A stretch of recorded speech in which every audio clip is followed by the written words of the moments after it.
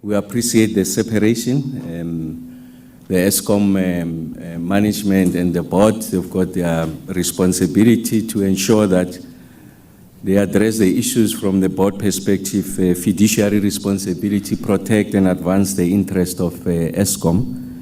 And from a management point of view, carry on what essentially are the expectations of the shareholder in relation to Eskom's contribution to the provision of reliable and quality energy, electricity rather, in the country.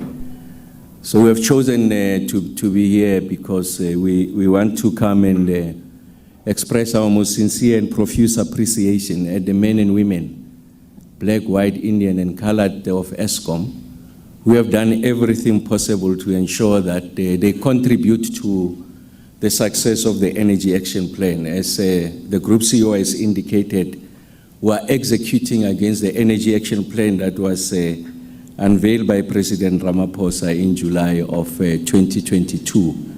And of course, it received an additional impetus with the appointment of the current board led by Dr. Mteto, I think in the last parts of 2022, around October, during that period.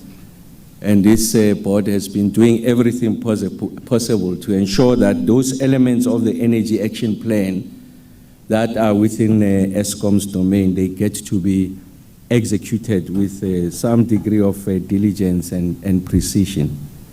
And what we are seeing now as an exceptionally improved energy situation in the country is as a result of the constellation of those efforts on the part of Eskom. And I'll say one or two things around those areas that are outside the domain of Eskom. But Eskom is doing its part to ensure that we are able to address the energy deficit in the country. So we are here just to express our appreciation. So this briefing, firstly, is extraordinary in that nature, is that is a different setting.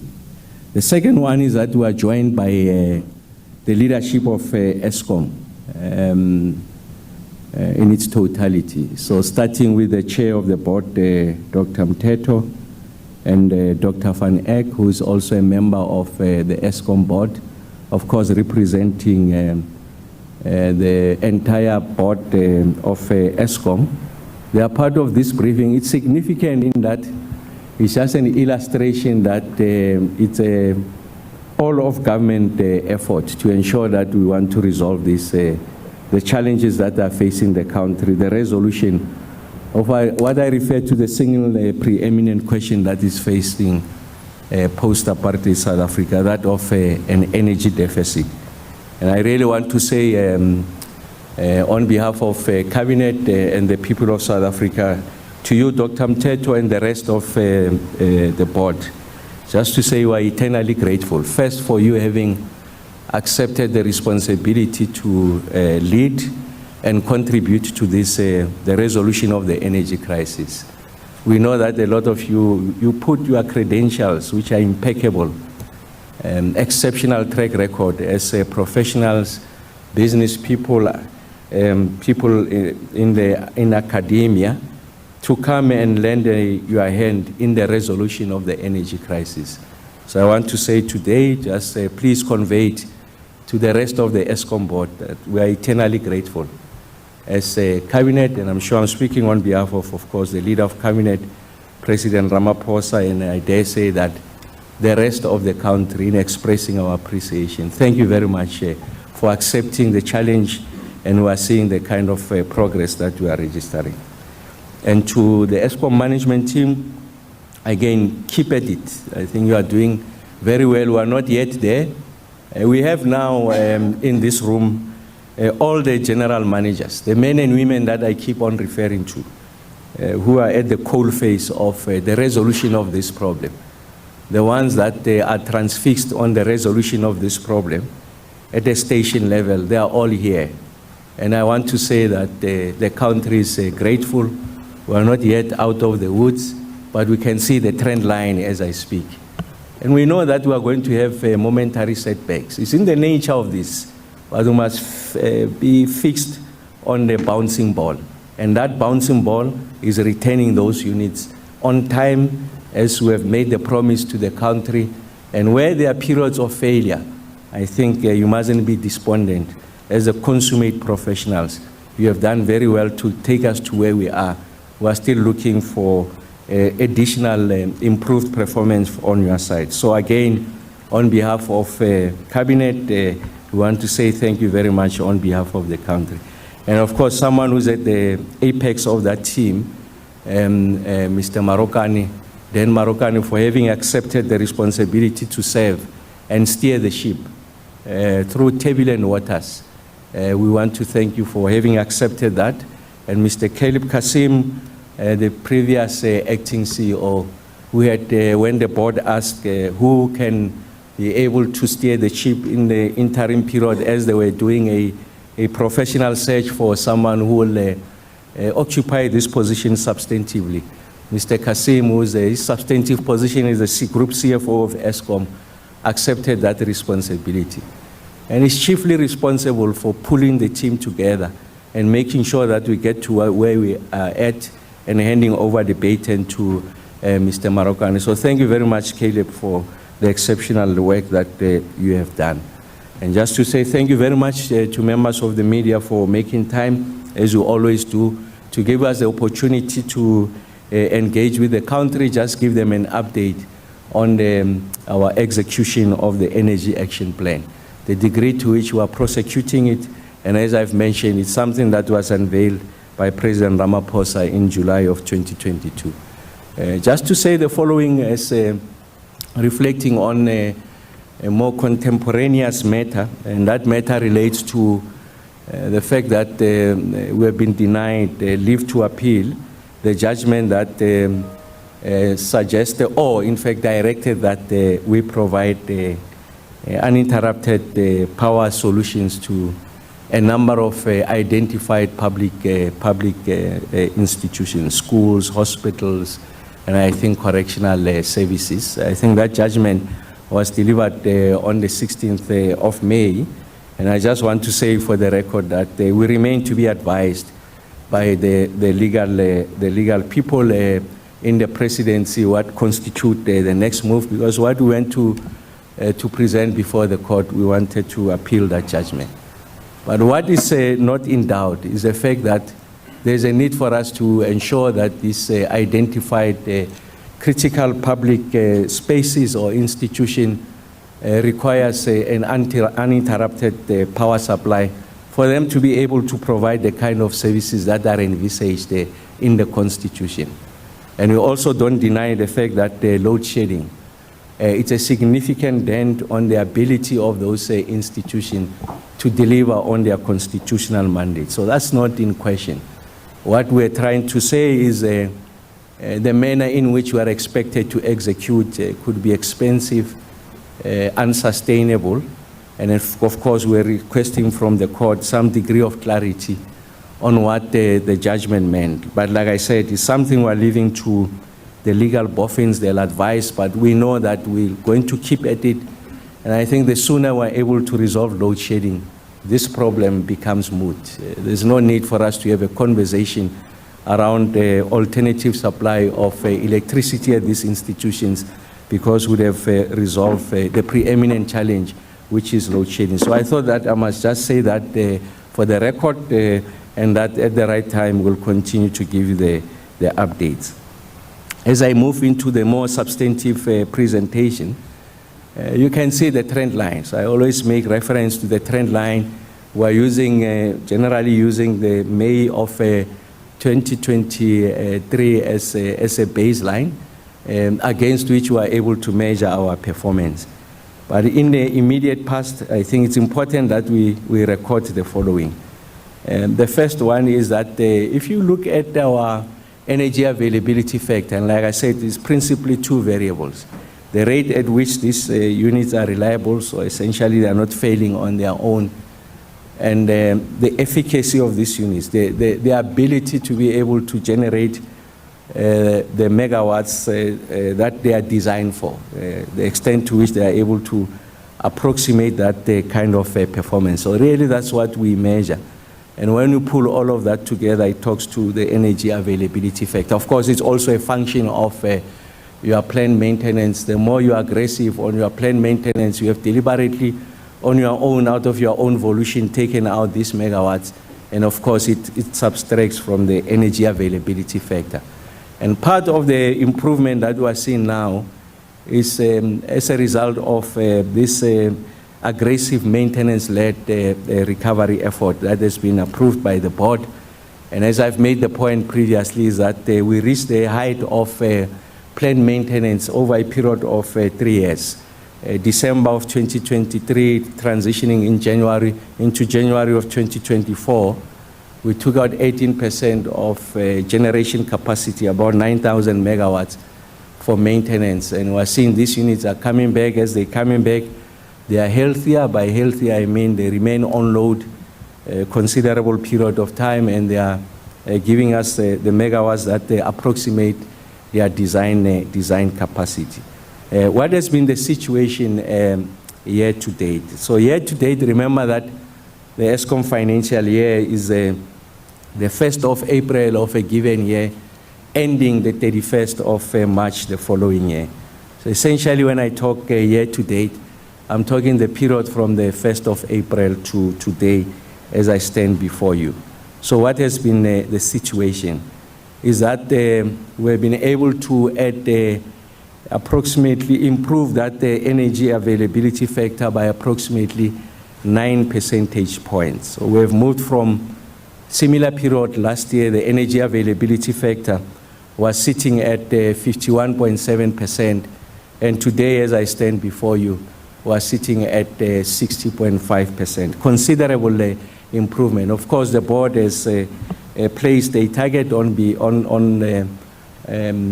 management to achieve, and of course, we think that over a period of time, with these small gains, they are going to accumulate into a position where the team is going to most likely achieve what the board has set out for the Eskom team. So, and also when you look at the year-to-date, UCLF is sitting at 28.2%. That UCLF, what I described earlier on, is the rate of failure of these units, or the degree of underperformance of these units if they remain on load, is at 28.2%. So the point is to bring it down. So if you compare to the same period last year, it was sitting at 35.6%. So what's the bigger point I'm making? The bigger point I'm making is that the kind of performance that we're seeing is orchestrated, is deliberate, is on the back, first of the energy action plan that outlines, if you like, 5 outcomes, and then Eskom then zeroed in on those elements of the energy action plan that are within their domain and develop their own strategy, which is what informs the levels of planned maintenance. It informs the kinds of targets that the board would have set for management, and the Eskom team is executing diligently against that target. And of course, everyone can attest to the fact that we are now 54 days without load shedding. Ordinarily, this is not something to be celebrated, because the expectation is that you must deliver on your primary mandate. But I think it's important that the country has some degree of appreciation of where we're coming from. I mean, 3-4 months ago, I was standing before the nation explaining why we are at stage 6 load shedding. And at the time, I made the point that as a result of the Eskom execution, we are going to experience what I referred to as short-term pain and long-term gain. That we're suffering the intensified stages of load shedding, principally on the back of an aggressive maintenance-led strategy, which has got its own inherent risks.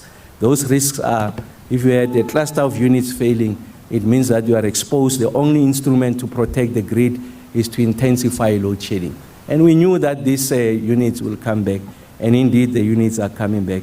And I want to say thank you very much to the leadership of the team, starting with the board led by Dr. Mteto, and also the group CEO, Mr. Marokane, and also Mr. Beki Ngumalo on the generation side. And of course, we do a juxtaposition of what has been the performance of the energy action plan. So if you look at the EAF performance, rather, if you look at the 2022 going to 2023, 2023 going into 2024, and 2024 going into 2025. You can see now consistently from week number 2 that the performance of this period now, April to May, is better than similar periods in 2022, better than the experience in 2023.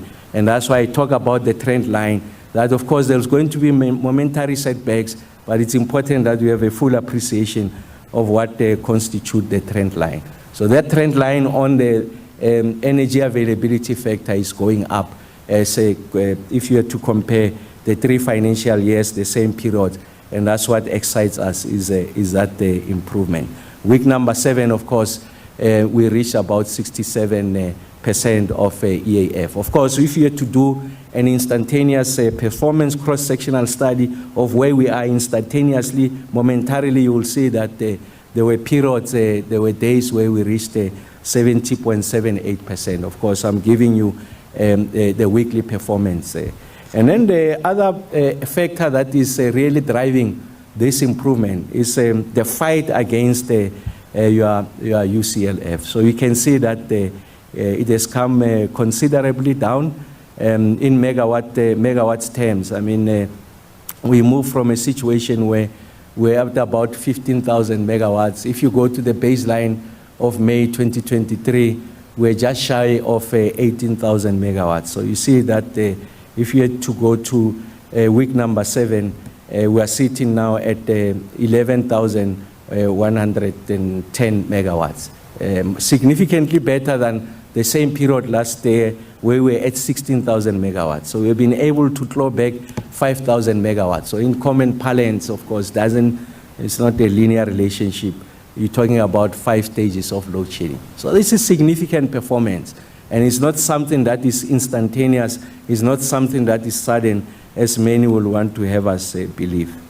And then there's another narrative that we really want to repel. What is that narrative? That narrative is twofold. The first one is that Eskom's current performance is saved by the performance of solar PV. Yes, solar PV is part of that deliberate strategy. If you go to the Energy Action Plan, you look at the outcome number 4. So that's outside Eskom's domain. What does outcome number 4 says is that we have to introduce incentives to make it possible for us to aggressively roll out rooftop solar solutions by both industry and households. And on the back of that treasury incentive, we've begun to see that we've been able to double the amount of megawatts, rooftop solar solutions, megawatts that can be drawn from that intervention, from 2002 of about 2,100 megawatts, 2003, June 2002, about 2,100 megawatts. The same period in 2003, a year later, we're at about 4,400 megawatts, double that. And I want to say that I'm confident that by the end of the calendar... All right, so those are live visuals coming out of Megawatt Park. That, of course, is Eskom's headquarters. Speaking there is Electricity Minister Dr Kgosientsho Ramokgopa, continuing really with the trend of pointing to a much more positive outcome, if you like, at the power utility. The energy availability factor that essentially measures just how much of Eskom works is now standing at 70%. That was a very, loose way of putting it, which is a vast improvement from the, I beg your pardon, stand at 60.5%, a vast improvement from the 50% we saw this time last year. The Electricity Minister also speaking about how, now they have a whole lot more general managers who are part of their briefings. He says these are the individuals who are at the coal face of solving the problem. He says that they don't deny that Eskom has affected a number of institutions. You might remember there's litigation around that actually. The court's finding that Eskom should try and shield from institutions, including schools and hospitals, from load shedding. Eskom is appealing that decision, saying that the way in which this should be implemented is costly, and that's why they are asking for clarity from the courts about how to go about this. We'll certainly keep listening in for you, of course, to get you a sense of how you might be affected. But the Electricity Minister has also gone some way in stressing that we are not necessarily out of the woods just yet.